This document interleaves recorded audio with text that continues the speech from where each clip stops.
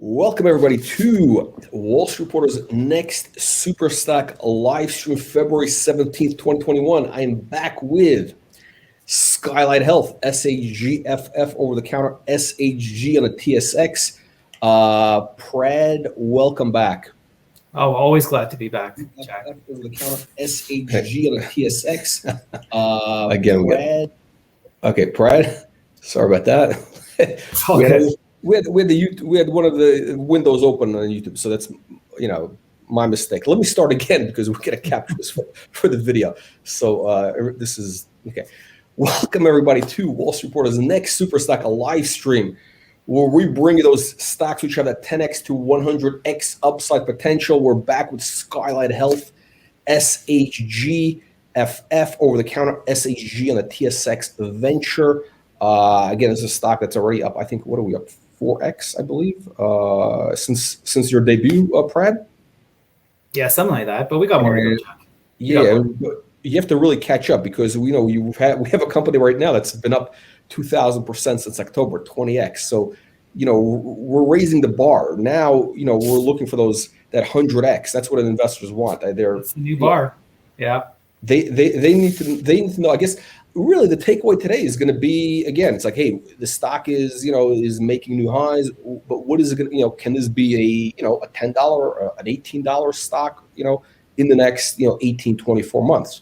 So that's, I guess that's what we want to focus on. So I think the audience, from what I said, they're really looking at three kind of three, not themes, but there's three topics that I think they're interested in. One is obviously the M&A pipeline, what you're doing in terms of acquisitions, because the roll-up story.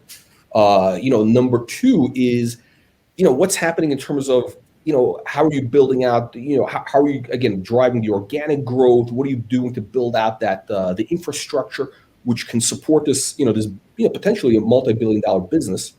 And you announced the key hire. I want to ask you about that. And of course, number three is the the NASDAQ, the NASDAQ deal, the institutional sponsorship that's coming in. So I think a lot of people are going to have questions about that. So let's kind of unpack this. First thing I want to ask is, tell us about today's announcement. You bring on some key hires right now. Who are they? What's their background? What are they going to do for Skylight? Yeah. So look, we brought on three new key hires in the last week. Jerry Oliphant, Dr. George Fagali, and Paul Koulas. And these are really important hires, for the company. Number one, it's validating to see such experienced, call it executives at these multi-billion-dollar health networks in the U.S. Coming to sort of chart Skylight's path moving forward. And it's been an exceptional sort of onboarding and interview and recruitment process, largely because we get a chance to talk about what Skylight is going to look to do, and you see interest and excitement, and there's a million other opportunities for executives with with this much experience, and having them join Skylight Health, number one, is hugely validating, because you can see that. While they can hang their hat up with other, call it multi-billion-dollar organizations, they're most excited by the growth prospects with a company like Skylight. Being part of that imminent growth that people look for to be able to really kind of drive change at a much larger scale, and more so excited about what it is we look to do in the U.S. and why it's disruptive, and why they believe that having their experience joining on board at Skylight is ultimately going to result in something that's going to change the dynamics of healthcare delivery across the U.S. So certainly we look at Paul and Jerry, who both sat within senior operational roles. Providence Health, I think, is the fourth largest not-for-profit health system in the U.S. Triact is among one of those, Cleveland Clinics. Dr. George Fagali, he's both working on international projects as well as sitting at CMO levels at the U.S. level. So, having that experience come on board is going to solidify that infrastructure. And we want to become not a $1 billion market cap. We want to become a $1 billion revenue company, so that this becomes a multi-billion dollar market cap. And that starts with infrastructure, and that's what we committed to in Q1. We're highly acquisitive. But along with acquisition, there's a ton of organic growth opportunities, which I'm happy to talk about some of these kind of early wins that we're already seeing. But it's good to see the foundation strengthening. It's going to continue to strengthen as we go along, but I think it begins with these key players. Okay. So takeaway is, the goal is, building $1 billion revenue business in the healthcare space, kind of this what everybody's talking about, which is this, the next generation healthcare company, the healthcare, company of the future. I mean, this business is rapidly changing. So, right now you have the infrastructure. So with these hires now, and I think you're probably going to, build out the team more. You're going to do a couple more things, but are you close to having the infrastructure in place to support, a $1 billion enterprise right now? Yeah, look, I think there's a strong team already. We're already seeing traction and results from organic growth that we're seeing, and that's one of the best things we like about this business model is it's not just buy, it's buy plus grow simultaneously. And there's a good team in place, but you're absolutely right. Look, I think we're very close now to call it the next layer of infrastructure we need. And as we continue to get bigger, and you'll see it quickly with Skylight Health, growth comes fast, and we need to be able to have that infrastructure there so that we're scaling, right? And you don't end up at a point where you need to backfill that infrastructure. So the nice thing about it is there's so many moving pieces, they're all happening simultaneously, and they all fit really well together because we have such a disciplined approach to growing in the US healthcare space. So that level of discipline helps us just stay focused and stay lean, but stay strong. Okay. So really, I'm getting some echo. Do you have something on your? Is it still coming through? Yeah, it might be some internet. Yeah, or whatever. Do you have something open on your computer or no? No, I don't. No, okay. I don't hear it on my side. Yeah, something with the internet. All right. Let me shift this away from here. Okay. Oh, it could be the speakers. Who knows? All right. So the bottom line is that you have the capabilities now. The company's expanding the capabilities to get to have this $1 billion business. Let's talk about the organic thing, because really the value add, and again, for anybody that's new, maybe I think you should kind of touch upon the business model, which is acquire, but really, take that business to 10x the revenues through kind of your kind of proprietary value add model. So kind of walk us through a snapshot of the business model. What are you doing that's so unique? Because I know all of a sudden you're starting to get some real, U.S. institutional sponsors looking at the stock. So what is it that they're interested? Why do they find Skylight interesting right now? Yeah. So look, Skylight Health is let's start at the beginning, right? Skylight Health is highly, highly acquisitive, right? And we play within a space in the U.S. market today that's largely got very little to no competition, right? We're focused on first of all a fragmented marketplace. Over 70% of these practices, are independent. Call it mom and pop style medical practices, somewhere between 2 to 10 million, maybe $15 million in revenue. And the traditional acquirers of larger practices need a higher level of EBITDA to support it. And those are private equity groups and play at much higher levels, which, by the way, we're in some of those conversations as well. But when you look at the size here, you're talking about very attractive acquisition multiples of 3 to 5 times EBITDA, where we get the benefit of having a much higher return for shareholders for every dollar spent. Plus, every asset you're buying is immediately profitable, right? It adds immediately to the bottom line because they generate revenues, they have an established patient base, and they generate profits. And that profit can range from like 10% to 15% to 20%. But the nature of these businesses are that, they've been they're all great businesses, but they could be better. And what we do at Skylight is, first of all, having done this for over 20 years, we know exactly where these low-hanging fruit opportunities lie. And so in our model, it's about saying, okay, great, let's be highly acquisitive and capture market share by being able to leverage, cheaper forms of currency to go and acquire these practices that today otherwise would have to sell to a hospital system that doesn't end up to be the best outcome for them or their patients. And so we give them a better exit. And then what we do is we bring, business experience, we bring clinical experience, and we just strengthen that foundation. And by doing that alone, you can see, first of all, an EBITDA improvement to a much greater level. We usually look for 20 to 30% contribution per clinic, and that could be greater. And then you look at top line revenue growth, and top line revenue growth can be substantial. Just as an example, within one of the practices we acquired as part of the first tranche of practices we acquired late last year, we've already seen almost a 40% improvement in potential billables within this practice. And it wasn't difficult to get to. All it requires is just coordination, centralization, oversight, and management. And with small tweaks and changes, you can pretty much look to make substantial improvements. The upside on these practices is phenomenal. And in our model, it's about having everybody benefit in that along the way.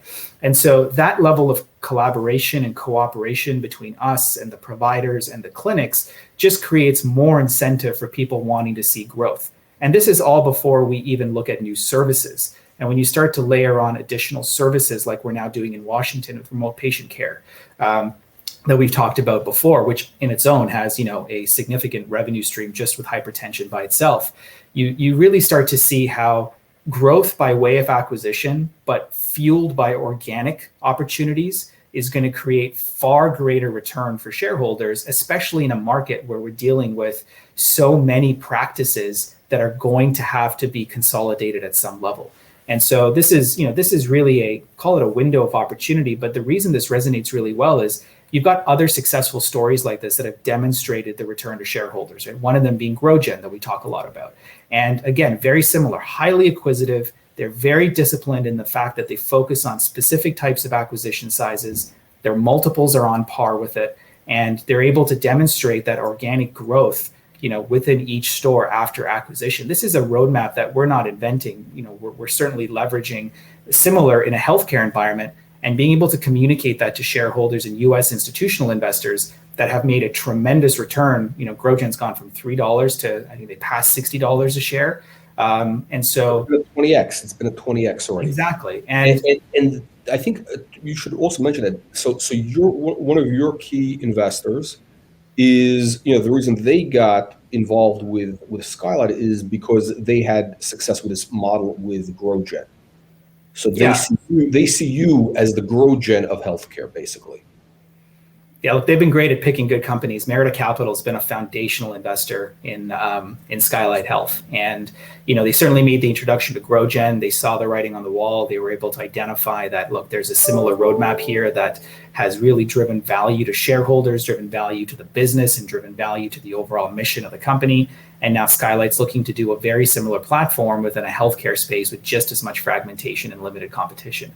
And so, it makes sense completely to connect the two dots. And look, the GrowGen guys have also become, fundamental investors in Skylight as well. And so, there's a game plan being put together that's not just intended to drive, a capital market strategy. It's intended to create a real business that is ultimately going to drive real long-term value to shareholders. And sure, it's going to come with very aggressive growth along the way. But, we shouldn't look at this as this is just maybe the next year, or maybe there's just a handful of these deals, or maybe Skylight can try and double or triple its value in return. No, I think this is going to be a fundamental growth for the business in a market that has tremendous potential, quite honestly, in a way that's not being executed today by other competitors in the space. And I'm fine with that, because that just means that we as an organization will continue to realize the benefits of those opportunities. So we're certainly really excited by this, and that's partially why we can attract the talent that we're attracting internally in the company.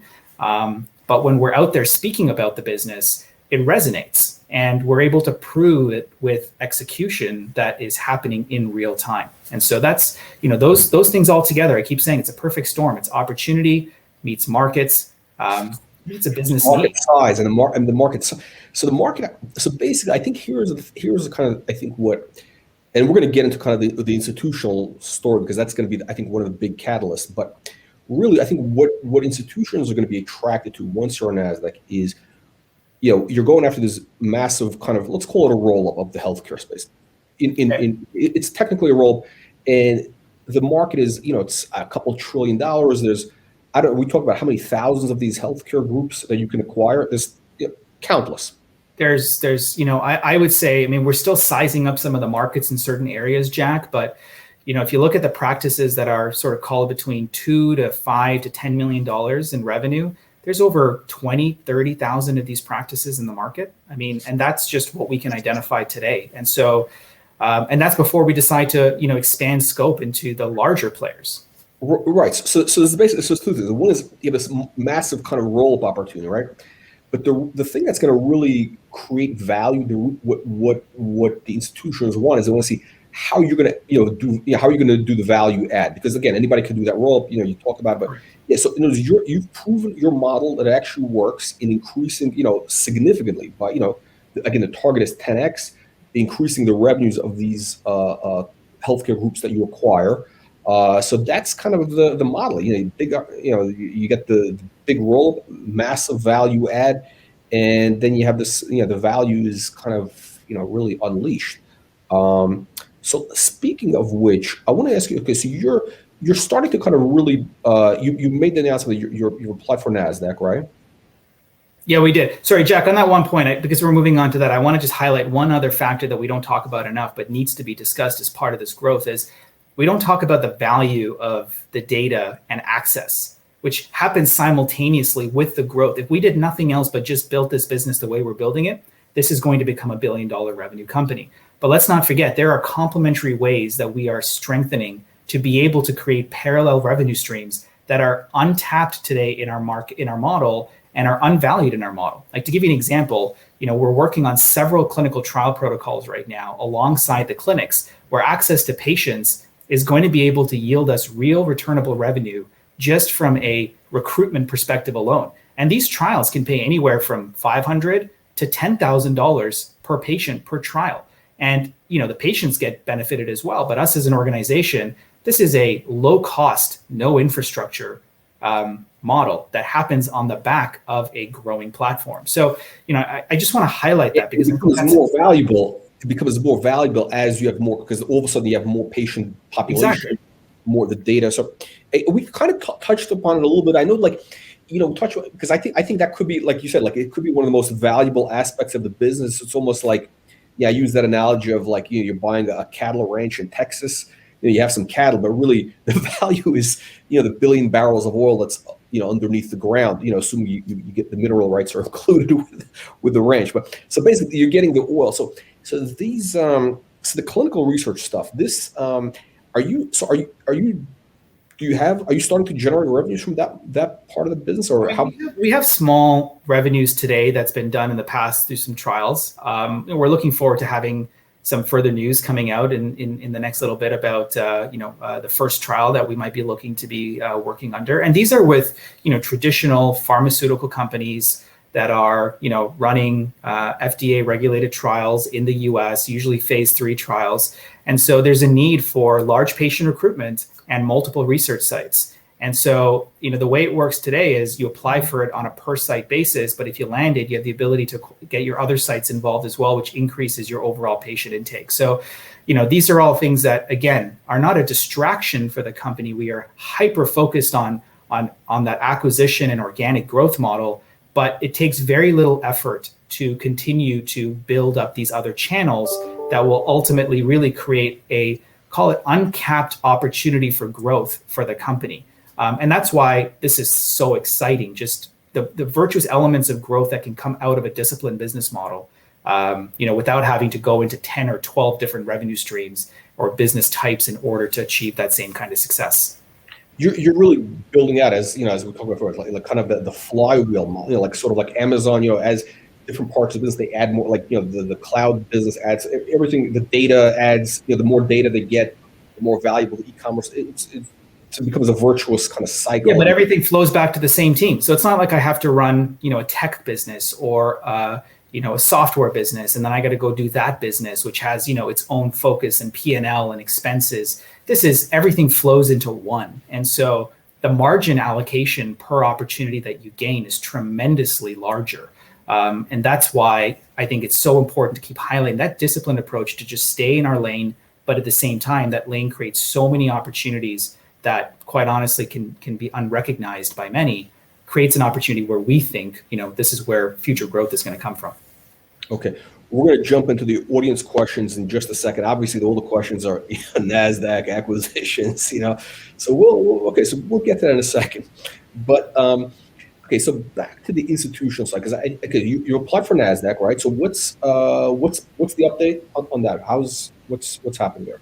So it's moving, and I know many have kind of talked about the backlog and the challenges, and certainly there has been, a necessity to continue to keep that process moving. So we actually received our first comment letter back from NASDAQ over the weekend, actually. So we know they're working nights and weekends on that side, and we expect to have, a turn of the first set of responses, later this week. And so it's moving in the direction it should. We have, at this point in time, no reason to doubt that our timing is going to be, imminent in terms of availability for clearance. And along that same process, we're also just as diligent on, the road shows and getting to meet investors and institutions. We're speaking at the BTIG Annual Healthcare Conference tomorrow. We're taking one-on-one meetings today. We've got 3 or 4 sort of U.S.-centric banks like, Raymond James and Stifel and Oppenheimer. These are serious players. Raymond James is great retail, great institutional. Oppenheimer, you have some serious stars coming in right now. Look, the story is resonating really well, and this is a model that isn't really being deployed at a public level today. It's being done at a private equity market level, but the multiples applied to those companies and the growth value will eventually have to get recognized later at some point. Versus Skylight Health's creating that value immediately for shareholders and at a much higher return. And so, as I think it is certainly more validation that we're seeing, sort of larger institutional supported banks, wanting to take charge and create that opportunity for Skylight to create a name in the U.S. market, which it's largely unknown today. And I think that's going to change as we continue to keep our efforts out in marketing and creating awareness with these large institutions. Yeah. So here's, I think, so there's definitely, so having Raymond James, Stifel, Oppenheimer, these guys involved is definitely, I think this is definitely. Which by the way, Oppenheimer was the lead bank for GrowGen when they did their first uplist. And so they've been with them. And actually, I think Stifel also played on their last financing. I think they did over $175 million they just raised at $35 a share. And that was before the stock, rocketed up again. So. Okay. And I think also, so what's interesting is that, you're not known. The stock is really not that known in the US. I think institutions right now, they're looking for that kind of ground floor opportunity, which is going to be the next. Look, they've seen what's happening with One Medical, one which has had a monster run out. What's their multiple like? Wow, they're trading at how much times right now? Almost 20 times, I think.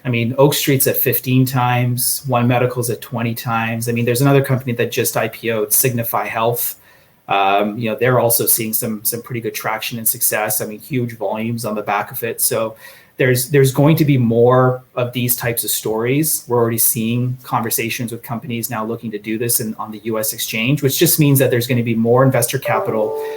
There's going to be more opportunity. Track it to this idea, to this type of theme. So okay, so your run rate right now with the acquisitions that are closing, what's going to be the run rate approximately? So it'll be approximately 46 million. Right now, 46. And what the market cap right now is approximately how many shares are? It's about 175 million shares. I think we're at about 320 million. Okay. So you're it's what, about 8x revenues roughly right now? Yeah.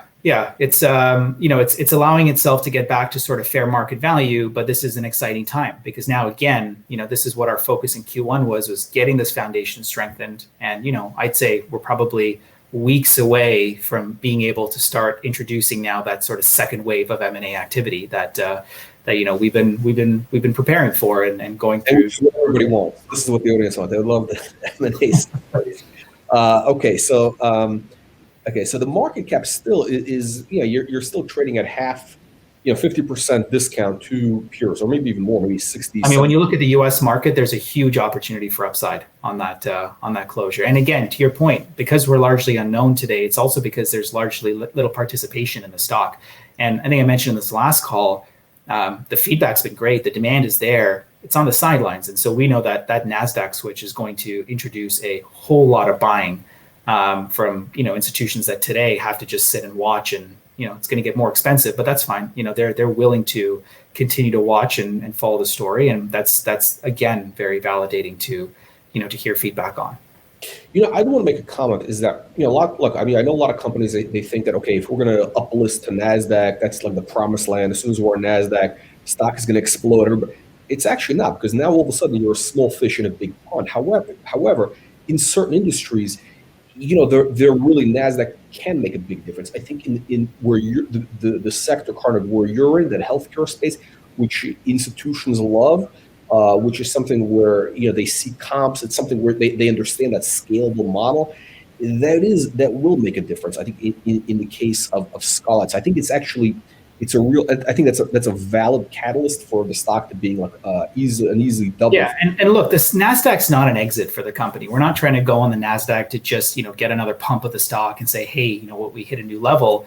Great, shareholders should see that return, but the NASDAQ's an enabler for us, right? I mean, this is a real business. It needs to be on a real exchange.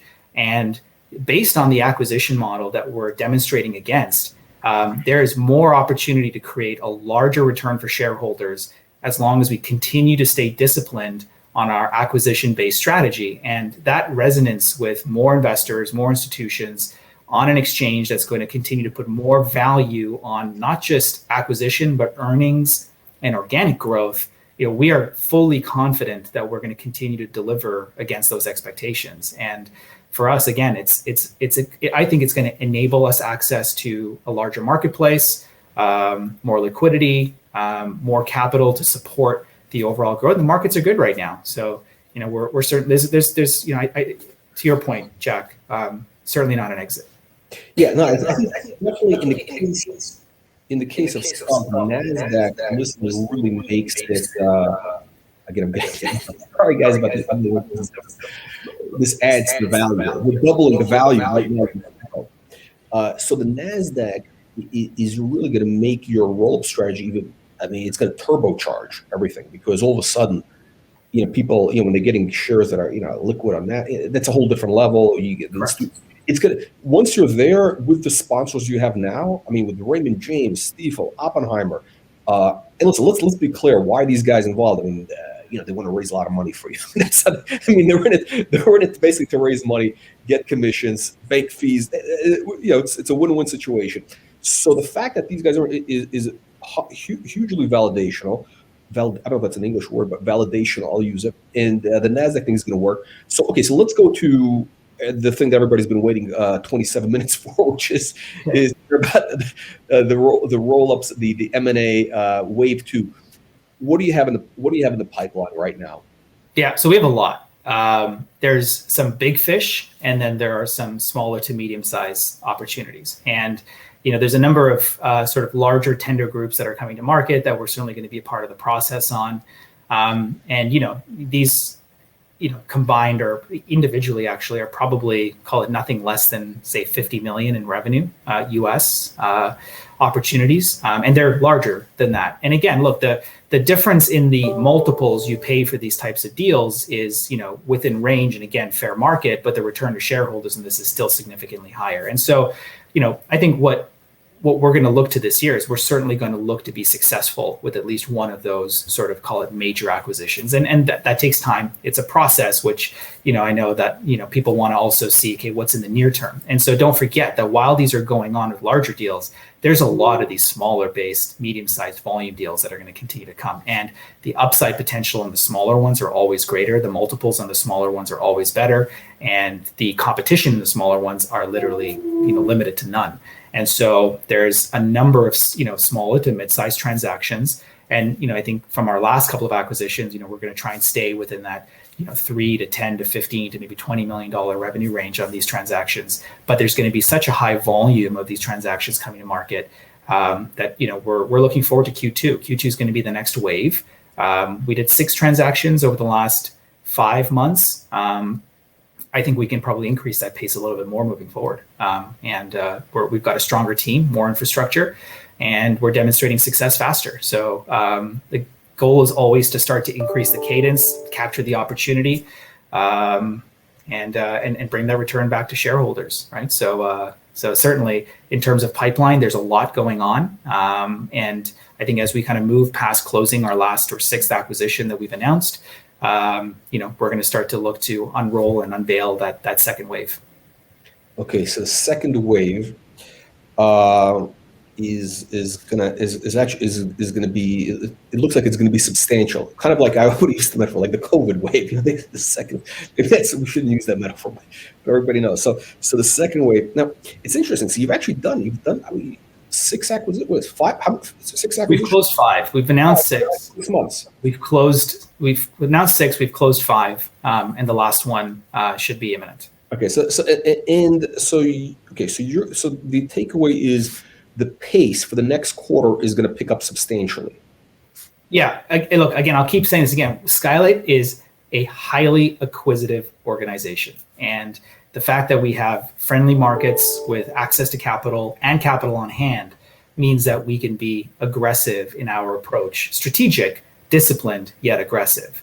And we've been demonstrating that. And there's no reason to think that needs to slow down in any capacity. So like I said, 2021 just began, and we've already come up with a number of acquisition targets that are going to dramatically improve our overall revenue.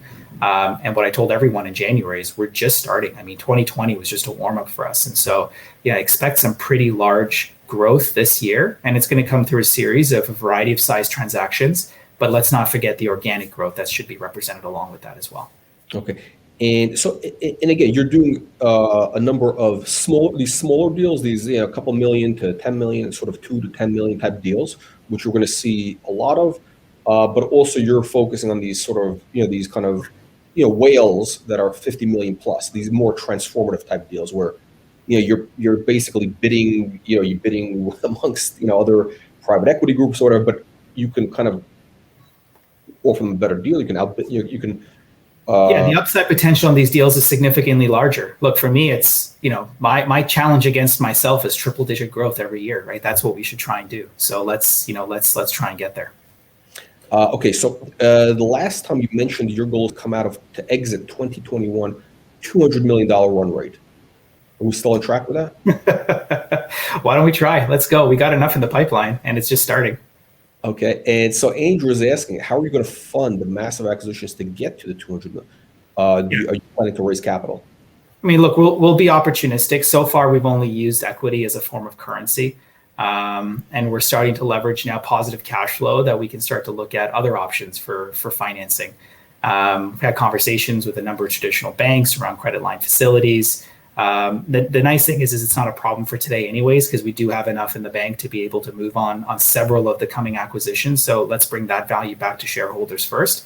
And then we'll see based on sort of, where we think the right price is for these deals. And again, the currency is also becoming more attractive. Where 6 months ago, it may not have been. Today, it's more. And on the NASDAQ, it'll be even more. And so we can certainly leverage these deals and stay disciplined in the structure we do these deals. But be able to retain more cash for more acquisition-based growth. Okay. Can you address the share lockup ending in March? Sure. I mean, I'd say the 25% that was sort of timed in terms of release was really call it the shareholders that I would say are, if they're out, they're out. If they're in, they're in. Again, there were a number in there that wouldn't have come to market anyways. But the shareholders are talking about coming at the end of March. These are largely, our insiders and sort of tight who've really been with us from the beginning. And so we feel very confident with the holders of those shares. We know who they are. Merida Capital is a significant holder of some of those shares as well, which again is a reporting insider in the company. So, I don't think you should expect to see, it was more of a support that was demonstrated voluntarily, which is always beneficial. But it's certainly within very strong hands. Okay, Jeremy's asking a great question. So, who's your competition when it comes to these $50 million plus acquisitions? So you're talking about a higher tier. You're going into private equity at this point. I mean, the U.S. market, it's a big private equity market, and there's a lot of cash available for these organizations. And so typically they have thresholds, meaning that they can't look at deals, less than, call it 10 million in EBITDA, right? And optimally, a lot of the large private equity likes to only do deals that are no less than 25 million in EBITDA. And so you've got a number of these smaller private equity groups who build towards the 25 to then sell into a larger private equity group. So typically, depending on the range that we see, it's private equity that you'll go against. They will pay fair market value. For them to pay a premium is more difficult. For them to get a value more than private equity value is difficult. And that's where Skylight is able to leverage a public profile. I mean, we can create upside through shares. We can create upside through growth valued at a revenue multiple as opposed to EBITDA multiples. So there's a number of reasons why if you're a sponsor looking to exit your business that today might be doing 50 million in revenue or 5 million in EBITDA, you're probably in a better position to see more value selling it to Skylight that can match private equity and more. Okay, we had a question, and okay, I lost the question, but I was asking, I think, yeah, we had a question about, are you going to be funding these acquisitions with equity, debt? What are you obviously, you're focused on shareholder value, right? So I guess what's going to be the... Yeah, I mean, look, so far we've been using primarily equity for these transactions in terms of cash raised through equity offerings. But whether we want to consider using some sort of combination of shares that are timed to milestones and escrowed over time and against deliverables that need to come in, there's a benefit in being able to tie in the owners in a way that otherwise, if they sell to a hospital system, again, the hospital can generate a 10x return on the business and the providers see nothing from it. And so, still feeling a sense of ownership while not having to deal with the administrative burdens. Well, that's really one of the biggest value add Skylight Health brings to these practices. So, I think that there's a value in thinking about it that way. But again, we look at it based on a shareholder value in terms of, okay, is this the right type of shareholder who we'd want to be long-term? Are they the right type of investor who would hold Skylight Health long-term? And then, certainly validate that against whether or not the cost of dilution is worth it. Brad, I'm actually shocked we have this question here coming in from Braden, saying people tend to focus on the short term, but where do you hope the company goes in the next 5 to 10 years? Oh my God, he's thinking beyond 5 months. Brad, I guess I'll ask I was going to say 2-3, but what is? I mean, do you have a five-year goal? I mean, are you? Yep. What's the goal? Brad, he's now thinking. My type of thinking. And so certainly, look, we're significant shareholders in the company, and we want to see short-term growth as fast as possible, as much as we need to see long-term growth as fast as possible. So, whether it takes us 5 years to get there or sooner, I can't tell you. We certainly want to get there at the right time. But where does this company go long-term? It continues to consolidate, continues to drive tremendous market share. It gets to a point where strength and volume and density allows us to be strong negotiators when it comes to payers and contracts. It allows for us to play in the value-based market in the US, which for, all intents and purposes is a much more sort of long-term focused revenue model stream, a payment model stream that the US is moving to. So all in all, it continues to evolve us to be a very strong creating strong profitability growth along the way.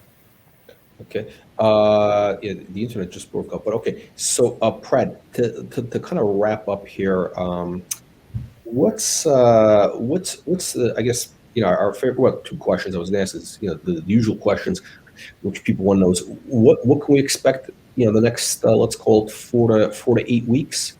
People want to see what kind of news flow they can look forward to. So, let's stay tuned to further news on the NASDAQ and potential uplist there. Let's stay tuned to the closing of our 6th acquisition that needs to be announced. And let's stay tuned for the next wave of M&A because it might come sooner than that. And so we're certainly working diligently and wanting to make sure that we check off boxes along the way. And look, we've been also putting out news on organic growth as well. So it's important not just to see the M&A, but the organic, but certainly, we know how much people are waiting for that second wave, and we want to, be able to hold a little bit of suspense, but not too much. Okay, so sounds like some things are in the pipeline in the near term. I'm not going to put words in your mouth, but that's what it sounds like to me. There's going to be some news. Okay, Pred, let's wrap up. Last question, the favorite question we have. Right now, February 17th, in your opinion, based on everything you have right now, what would you say is, I mean, look, you're talking to institutions. I mean, if a guy asks, hey, top 3 reasons why investors should invest in your stock, what, in your opinion, what are they? So I think I'll go back to it. There's never been a better time. Skylight Health is demonstrating execution and growth. We are demonstrating strong acquisition pipelines at disciplined multiples in a disciplined space of healthcare, and executing organically now against that growth. And as we continue to build the pipeline.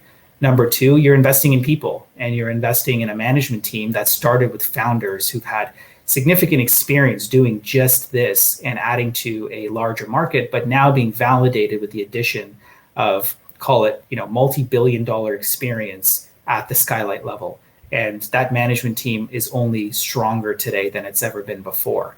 And then lastly, you have an opportunity to participate in a story at the ground level that is generating, real revenues, real earnings, and has the ability to actually leverage cash flow for growth, but is also seeing the opportunity to leverage a public market for growth and being able to demonstrate that against faster opportunities for building top line revenues and profitability, and which is already discounted compared to its peers. Okay, Brad, on that note, I want to thank you. I will look forward to having you back on ASAP with some significant news. I know you're going to be on soon. So thank you, and we'll see you soon. Thanks, Jack. Appreciate it.